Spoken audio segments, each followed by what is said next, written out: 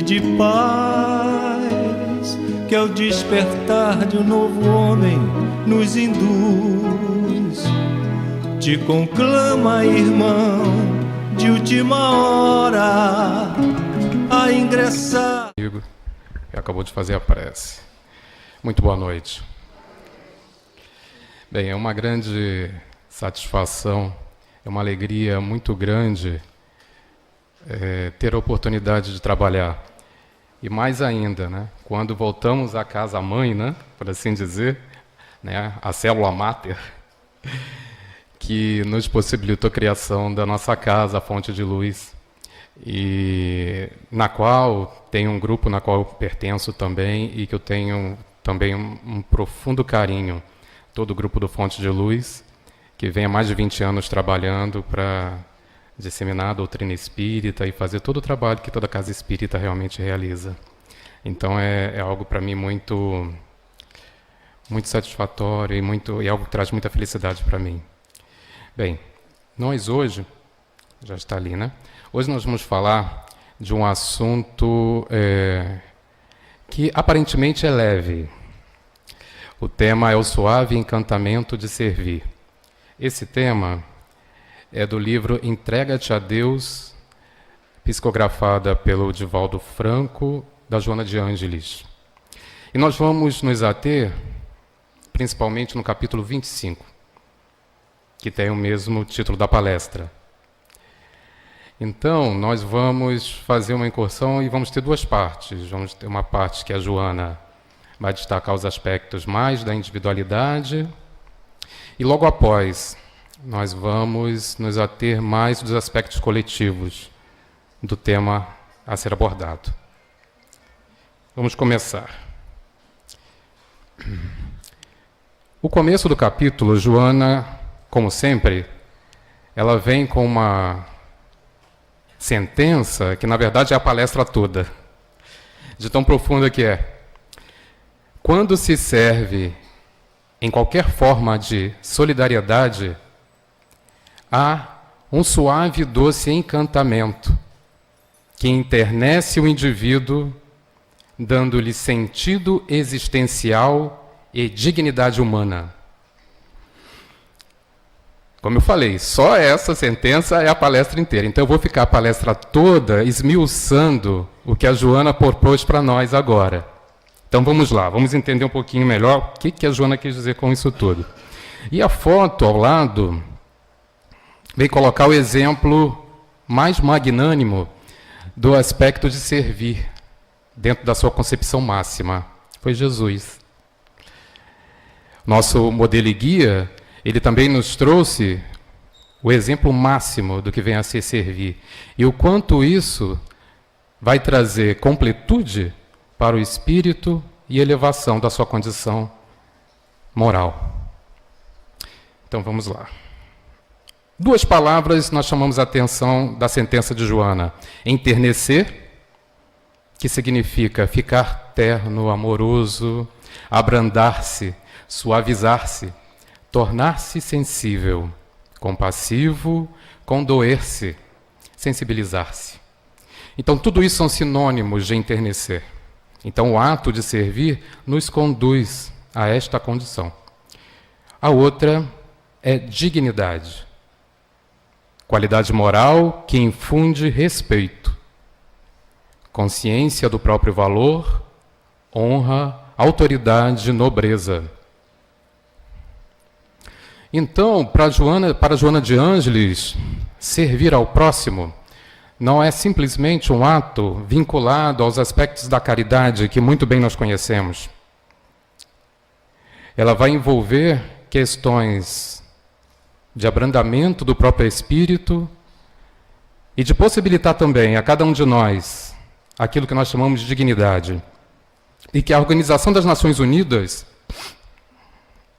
amplia para toda a humanidade, considerando a chamada dignidade humana, quando esses aspectos se reportam a todos os seres viventes, humanos, no caso. Bem, a fala da Joana, ela pode ser considerada de profunda riqueza para aspectos psicológicos e filosóficos, mas nós vamos entender mais um pouquinho sobre o que a ciência diz a respeito dos benefícios do servir ao próximo. Desde a década de 90, nós tivemos o advento das neurociências, que foi a era do conhecimento que mais expandiu de lá para cá. Podemos dizer que a tecnologia do chamado DNA veio da década de 70 para cá, mas a neurociência começa da década de 90 para cá. E a partir daí nós começamos a entender, conhecemos muito pouco ainda, mas começamos a entender um pouco mais como o nosso cérebro funciona. Não vou entrar nos detalhamentos de questões de neurociência, porque isso é um seminário à parte, mas podemos destacar algumas questões. Como, por exemplo, já sabemos hoje que algumas substâncias químicas, classificadas como neurotransmissores, porque elas agem no cérebro, basicamente, e transmitem alguma informação. Elas vão agir de forma contundente, nesses momentos onde nós vamos trabalhar para o bem. Então, eu dou 3 exemplos aqui. A dopamina, relacionado com a sensação de prazer, ela está vinculada à região do nosso cérebro que envolve o sistema de recompensa. Quando se come alguma coisa muito gostosa, para quem gosta de chocolate, para quem gosta de uma comida mais saborosa, uma massa, e sente aquele prazer maravilhoso, então é a dopamina que você libera. Ela te dá uma sensação de prazer e de recompensa. Né? O sexo também dá sensação de recompensa. Então, isso está envolvido na região do cérebro que produz muita dopamina. A ocitocina, mais recentemente, ela já era conhecida há bastante tempo na neuroanatomia e na neurofisiologia, mas recentemente descobriu-se que a ocitocina ela tem um papel muito interessante na sensação amorosa, mas hoje ela é considerada o hormônio da afetividade. Ou seja, quando você dá um aperto de mão caloroso, dá um abraço caloroso, um beijo carinhoso em outrem, um amigo principalmente, ou alguém que você há muito tempo não vê, você libera ocitocina.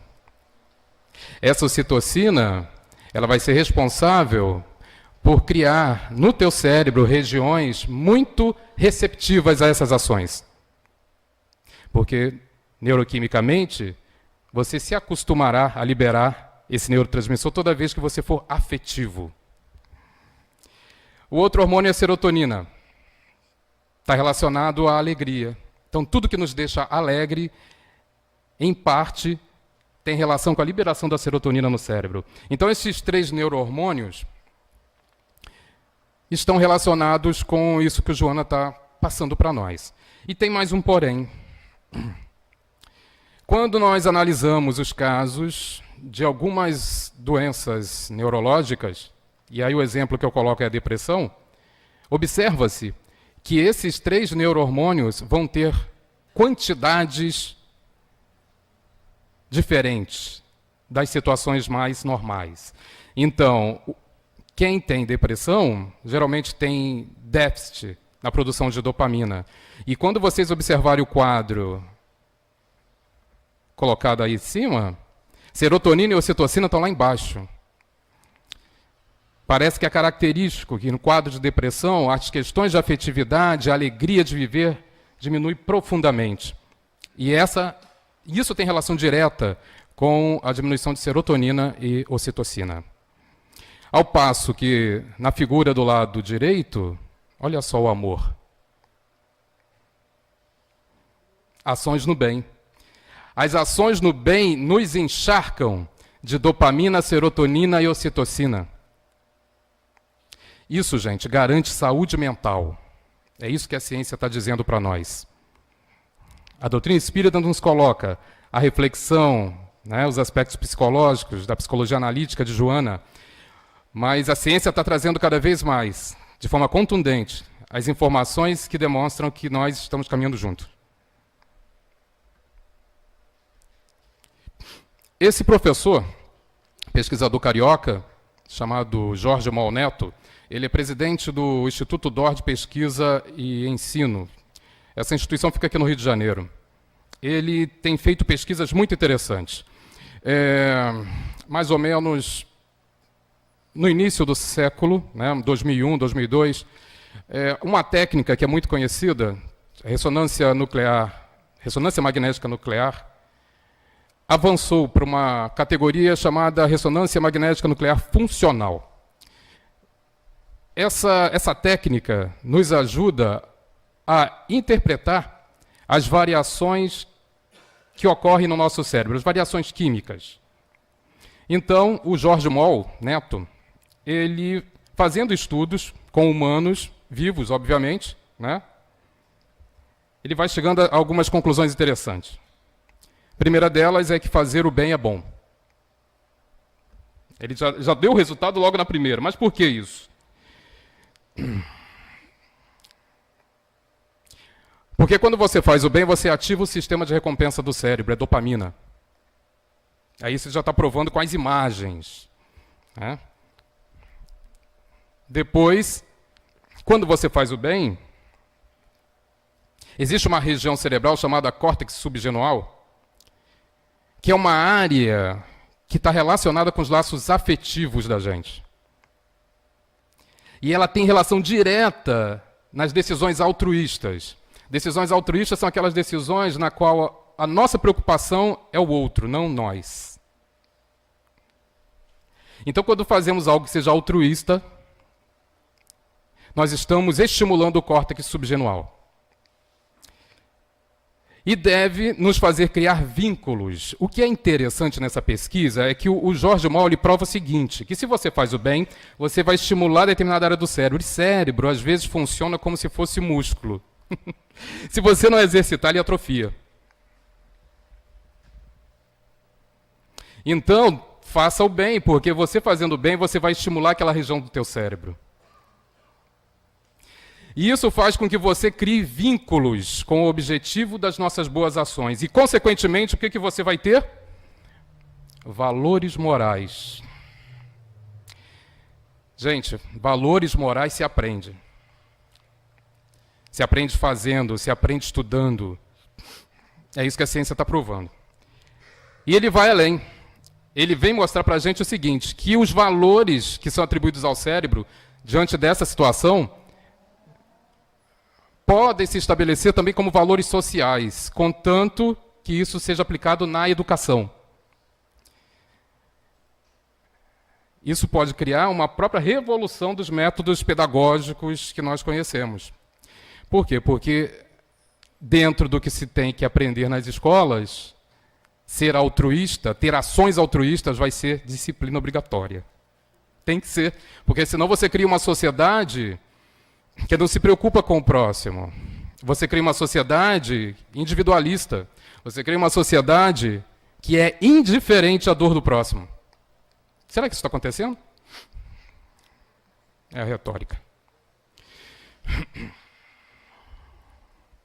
Bem, isso aqui foi uma publicação que ele fez em 2006, falando a respeito das ações altruísticas de doação e caridade influenciando regiões do cérebro. E mais recentemente, ele faz uma pesquisa, em 2017 ele publicou, numa revista vinculada à Nature, é uma revista muito conceituada, né, na área de ciência, que ele encontrou quais são as áreas do cérebro, são essas áreas vermelhinhas aí, ó, não vou nem dizer os nomes porque eles são complicados. Essas áreas vermelhas ficam estimuladas quando você tem um grupo que age de forma altruísta. E ele foi fazer pesquisa em torcedores de futebol de um mesmo time. Fluminense, né, os tricolores ali, quando agem todos juntos, eles vão se ajudar, né? E essa pesquisa ele conseguiu detectar que quando você tem grupos com objetivos comuns, eles acabam se ajudando. E aí determinadas áreas do cérebro começam a ficar estimuladas. Bem, como consequência, você vai ter produção de dopamina, serotonina e vai ter produção de ocitocina, saúde mental. Você vai espantar o Alzheimer, você vai espantar o da tremedeira, que agora eu esqueci o nome. Parkinson, muito obrigado. Ai, plateia boa. O Parkinson e outras doenças neurodegenerativas. Bem, mas isso Kardec já sabia. Bem, na Gênesis, capítulo 18, são chegados os tempos. Sinais dos tempos. Item 5. Está lá. A humanidade tem realizado até o presente incontáveis progressos. Os homens, com a sua inteligência, chegaram a resultados que jamais haviam alcançado sob o ponto de vista das ciências, das artes e do bem-estar material. Isso a gente está vendo, né? Resta-lhe ainda um imenso progresso a realizar. O de fazerem que entre si reinem a caridade, a fraternidade, a solidariedade que lhes assegurem o bem-estar moral. É isso que a pesquisa do mal está mostrando para a gente. Que é a hora de considerarmos o fato de que a intelectualidade vai continuar avançando, mas ela não pode ir à frente sem que os aspectos morais caminhem junto. É o ponto que nós estamos hoje, da humanidade. Joana continua. O ser humano deve descobrir o objetivo essencial da sua existência, especialmente no que diz respeito ao seu comportamento durante o elevado período de discernimento e consciência. Joana, com essa sentença, nos alerta sobre um dos aspectos mais importantes da existência, o objetivo existencial. Em Triunfo Pessoal, Joana de Ângelis,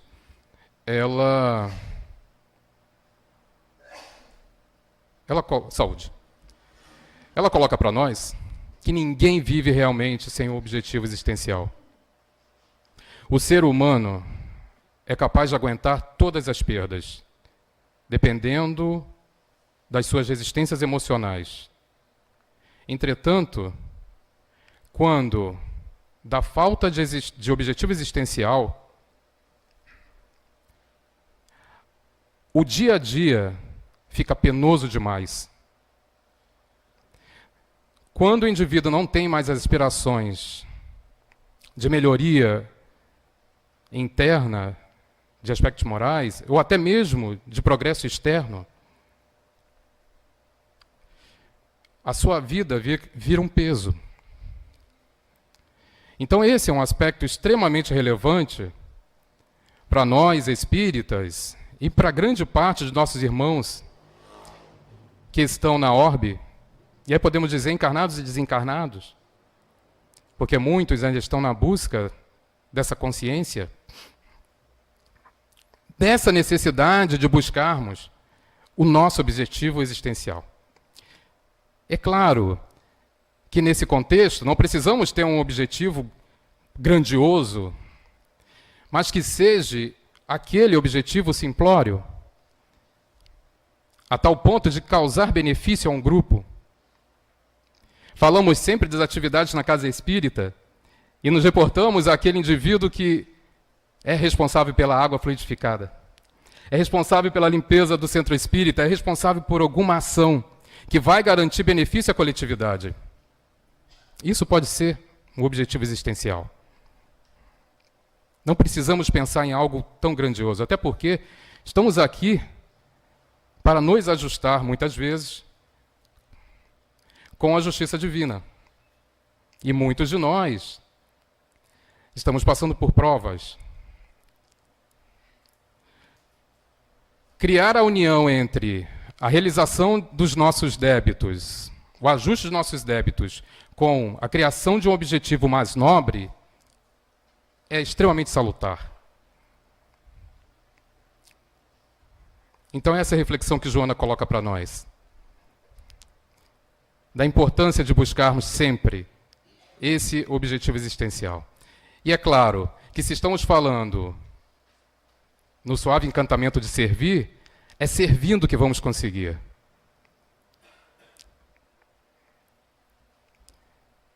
Joana continua.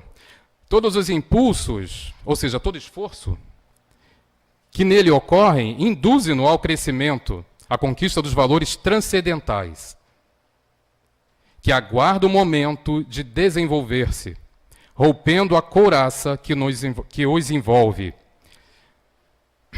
Esses valores transcendentais nada mais é que é a nossa busca pela consciência do ser espiritual. É o autoconhecimento, é a nossa capacidade de sair única e exclusivamente do nosso ego e encontrar o self, aquilo que Joana de Ângeles sempre coloca para nós, a importância de ter uma visão mais transcendental da vida, conhecendo e entendendo que as duas dimensões se completam.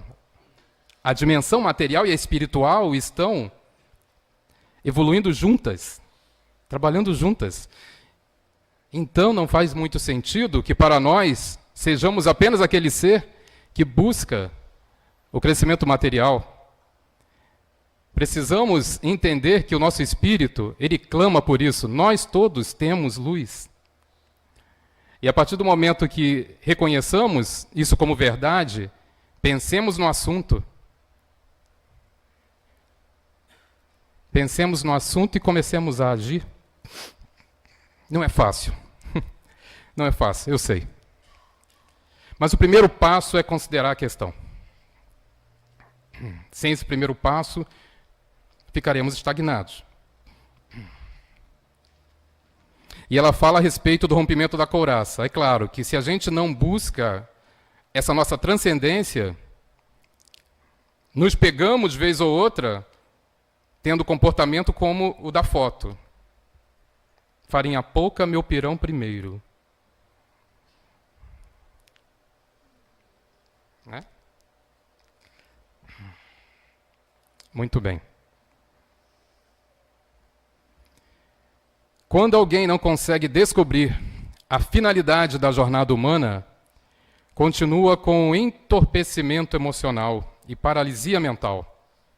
Porque tudo no universo é dinâmico e ativo. Reforçando a frase anterior.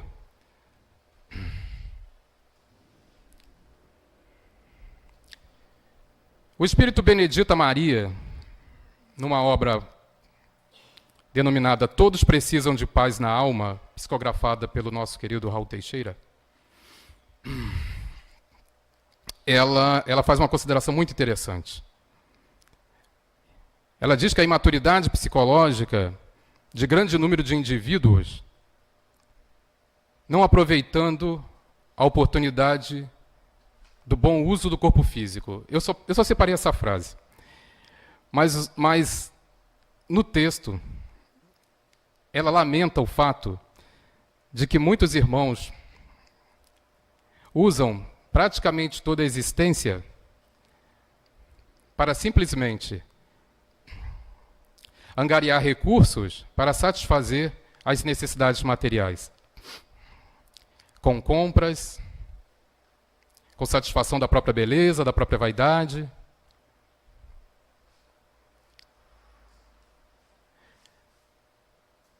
Usando muita parte dos seus recursos físicos e materiais em festas, em viagens, em esportes, e ficando nesse processo de adormecimento toda a sua existência. E esquecendo de acordar para o belo banquete da vida. Então isso nos faz refletir sobre o aqui e o agora. Sobre a multidão de irmãos que não consegue conceber outra possibilidade de vida que não aquela que é a vida que o cerca, da materialidade. Buscar não se vincular a isso é não ficar naquela situação de paralisia. É avançar, é buscar avançar. Joana continua. A sua é a fatalidade do bem. A sua ou seu destino, né? Em cujo curso encontra a real alegria que o propele no rumo da felicidade. Então, quando buscamos agir, servindo ao próximo, fatalmente vamos chegar à felicidade. Sabemos que Pode não ser nesse momento, né? Nesse mundo de provas e expiações. Mas somos seres eternos, então nós temos a eternidade para conquistar. Mas temos que começar. Né? Temos que começar. É o aqui e o agora que vale. Entretanto, Joana assevera que ninguém alcança os anteplanos da vida sem os esforços iniciais do sopé da montanha. Por isso que o início é sempre complicado. É o que se chama na física de sair do estado de inércia. A inércia é muito forte.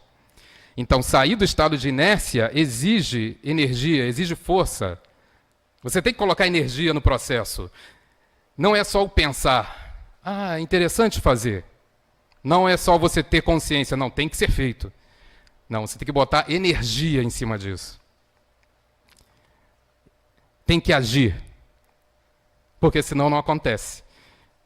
Então, por essa razão, continuando Joana, o esforço em favor da conquista relevante do ser psicológico deve ter como fundamental significado a tarefa de servir.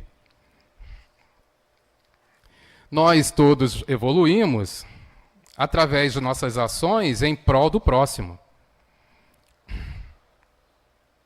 Invariavelmente.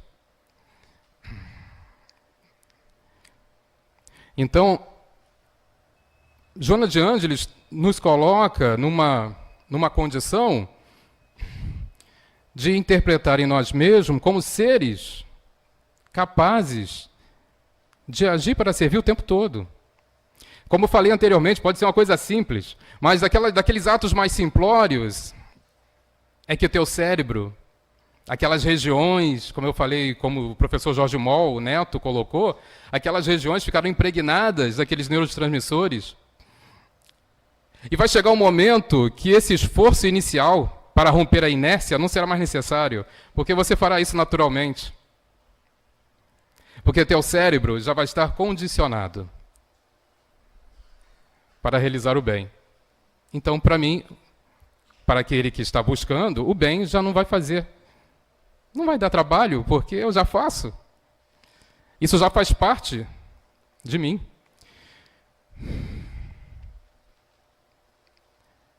Não é fácil, meus amigos. Mas é muito gratificante poder ter da espiritualidade o tempo todo explicações. Nós tivemos o Pentateuco com Allan Kardec, trazendo muitas informações, que é a nossa base. Emmanuel continua, André Luiz, Joana de Ângeles. Eles todos vão esmiuçando tudo aquilo que Kardec nos deixou. E é belíssimo quando a gente consegue, principalmente, usar essa literatura abençoada nos tempos de hoje, na nossa contemporaneidade. Ou seja, tudo que é falado da doutrina tem um viés muito atual, que mexe muito com a nossa mente, principalmente com o nosso coração. Porque nós ainda somos seres que estamos aprendendo a usar uma parte do cérebro chamado neocórtex, aquela parte mais posterior, né, que vai nos fazer controlar os nossos ímpetos emocionais, que seria o nosso cérebro límbico, fazendo aquela classificação de cérebro reptiliano, límbico e neocórtex. Nós estamos agora entrando nesse quadro. Então, os espíritos que já estão reencarnando há mais de 40 anos, os jovens da geração, já não é nem mais Z, já é geração alfa, né? Eles já estão muito receptivos a mudarem muito rapidamente. Eles são muito rápidos, respondem muito rápido. E por incrível que pareça, nós somos os responsáveis por garantir a condução dessa geração. Porque ao mesmo tempo que eles mudam muito rápido, eles podem, muito rapidamente, se perderem na superficialidade. Então a nossa função é conduzi-los. E isso é tarefa de servir. Servir a geração futura. Pensar de forma altruísta que a parte de nossa missão é garantir que a geração futura consiga tudo aquilo que nós conseguimos de bom e de bem. Isso faz parte. Joana de Ângeles diz essa questão muito interessante, né? Diz com certo pessimismo: aquele que não vive para servir não serve para viver. Joana fala o seguinte: olha, mas poderia ser mudado para aquele que não vive para servir ainda não aprendeu a viver. Olha que coisa linda. Ainda não aprendeu a viver. Me senti contemplado. Né? Porque estamos todos nessa situação. Somos aprendizes.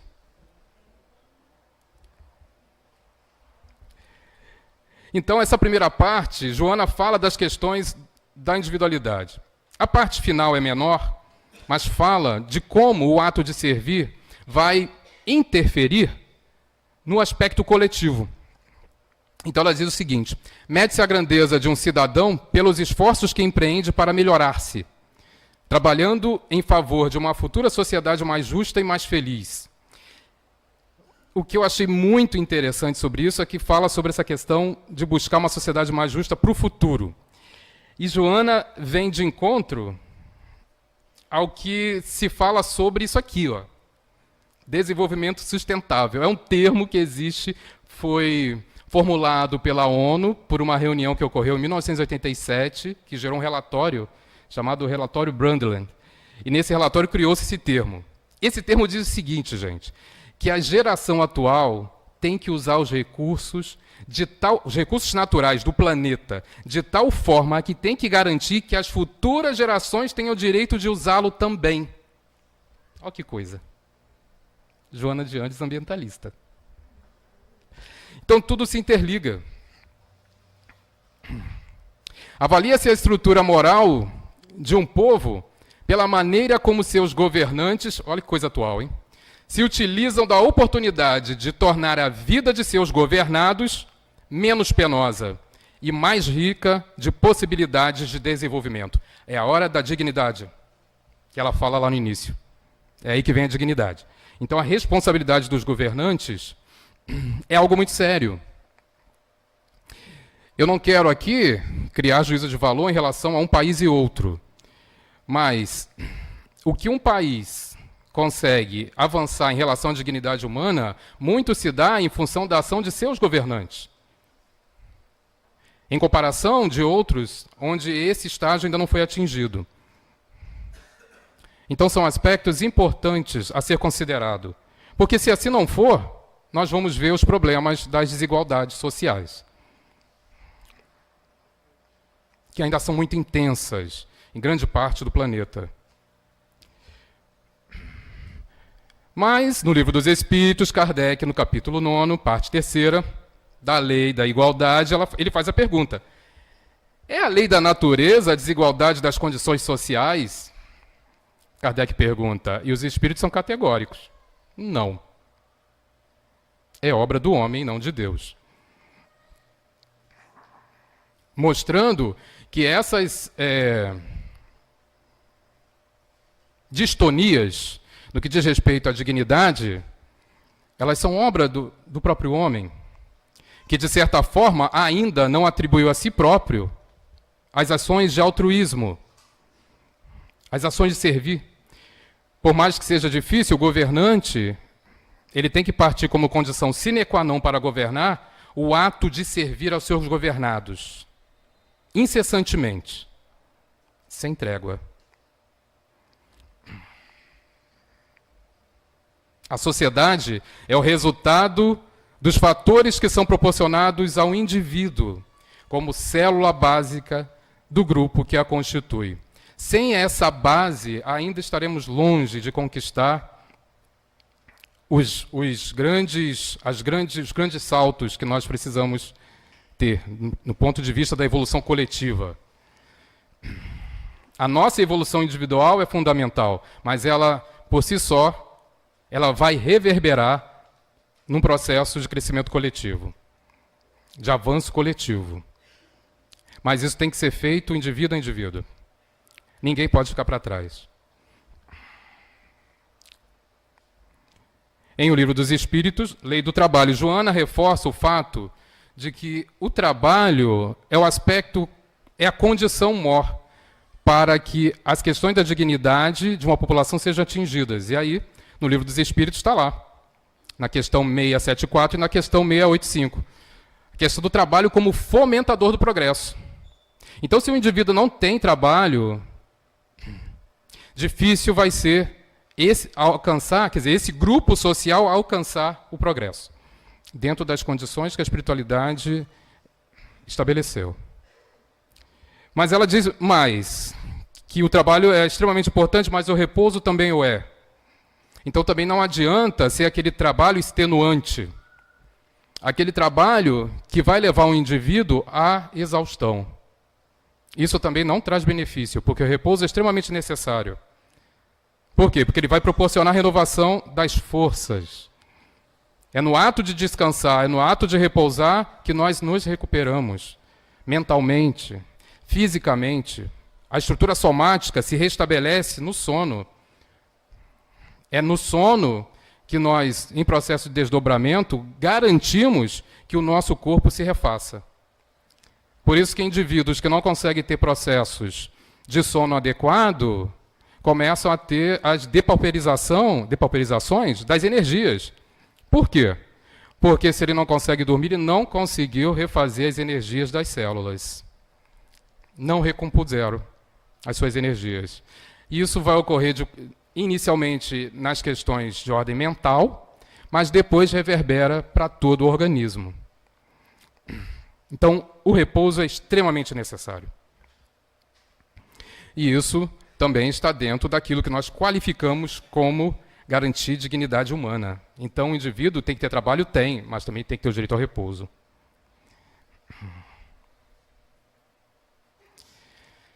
Então, meus amigos, estamos indo para o fim do capítulo, e Joana diz para nós: a simples mudança de atividade constitui renovação de entusiasmo e de energia, porque o importante é encontrar-se estimulado para viver e agir. Porque se o indivíduo trabalha, por isso que é importante ter o repouso, porque se o indivíduo trabalha de forma extenuante, não tem disposição para fazer mais nada. O trabalho consome todas as suas energias. Até para dormir, para descansar, eu preciso ter energia. Porque se eu estiver muito cansado, eu não durmo. Não consegue dormir. Agora, se eu tenho tempo para repousar, só tomar cuidado para não repousar demais. Né? Bem, se você trabalha um pouco menos, utiliza esse período de ócio para ter um ócio adequado, criativo, na obra do bem, de forma voluntariosa, mas utilize-o. Não deixe que a preguiça faça parte da sua rotina. Porque preguiça mental é casa para demência. Demência é o termo que a gente usava muito antigamente, hoje em dia a gente usa menos. Usamos outros nomes que envolvem as doenças neurodegenerativas, como Alzheimer.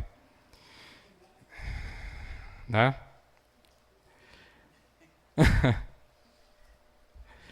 Então, o serviço, portanto, de autoiluminação, na sua grandeza e significação, torna-se essencial, meus amigos, após o hábito saudável de outras expressões de trabalho.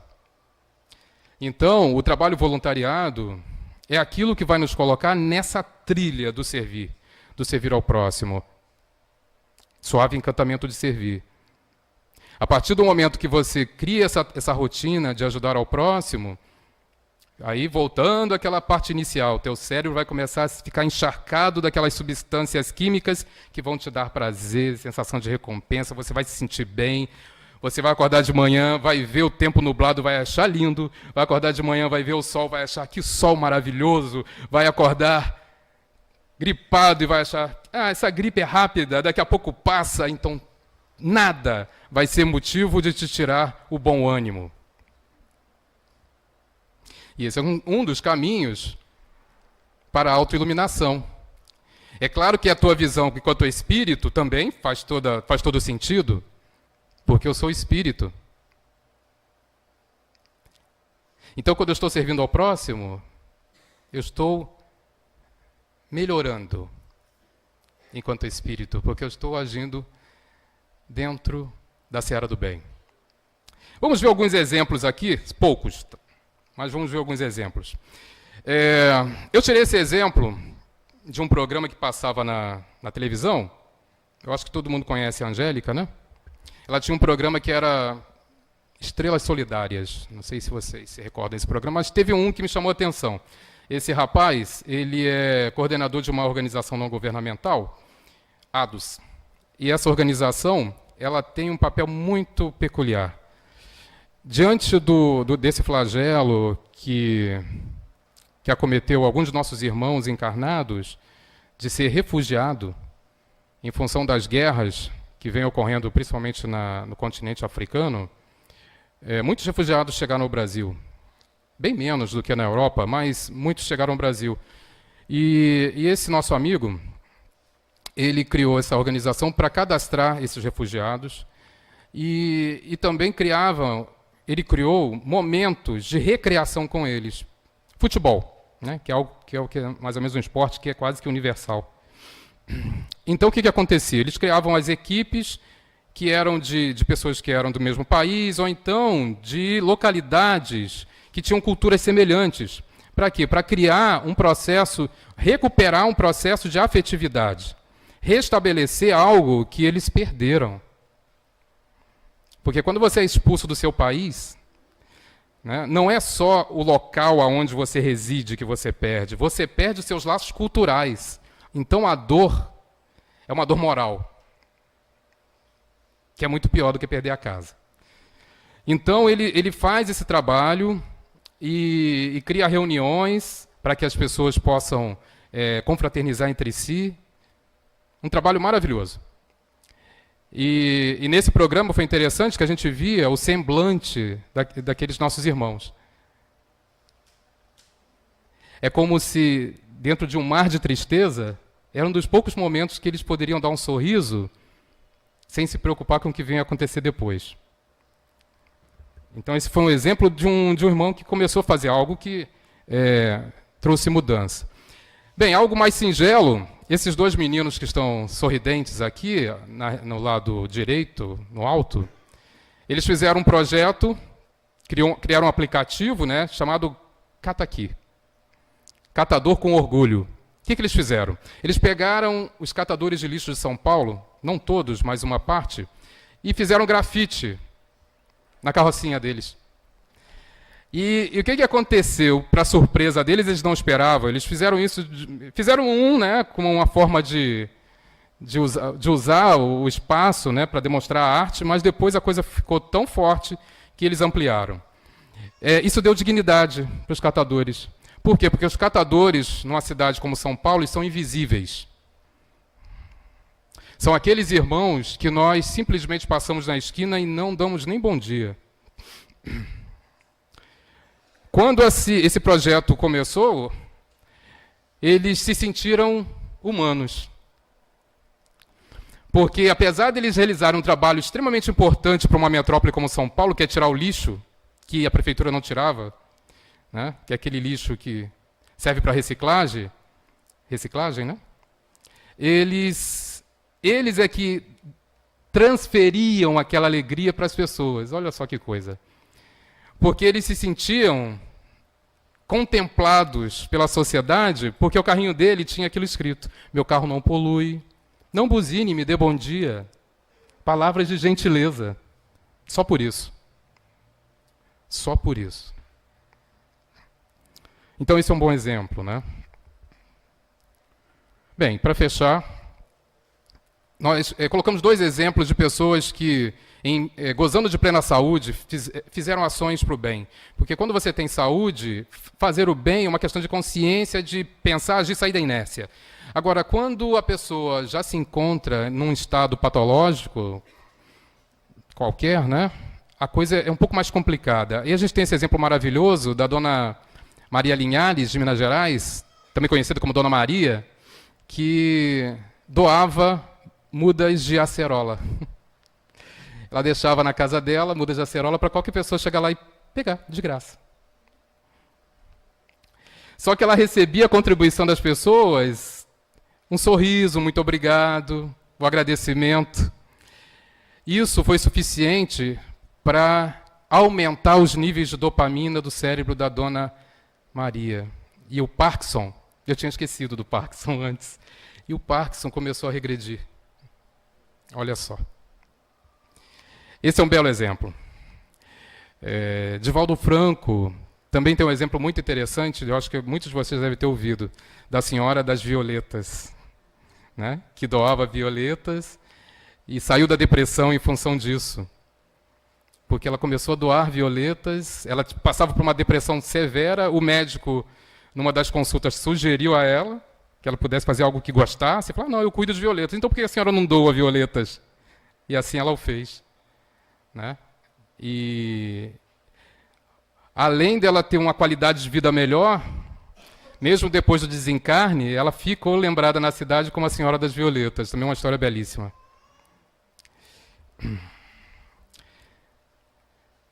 Bem, finalizando, eu trago Joana com esses versos que eu acho maravilhoso.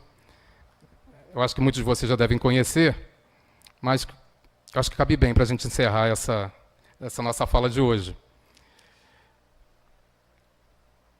Joana diz: a vida é bela. Eu nasci para amar. Eu vivo para servir. O mal que me fazem não me faz mal. O mal que me faz mal é o mal que eu faço, porque me torna um ser mau. Há um sol brilhando dentro de mim. Joana de Ângeles, muito obrigado e muita paz para todos.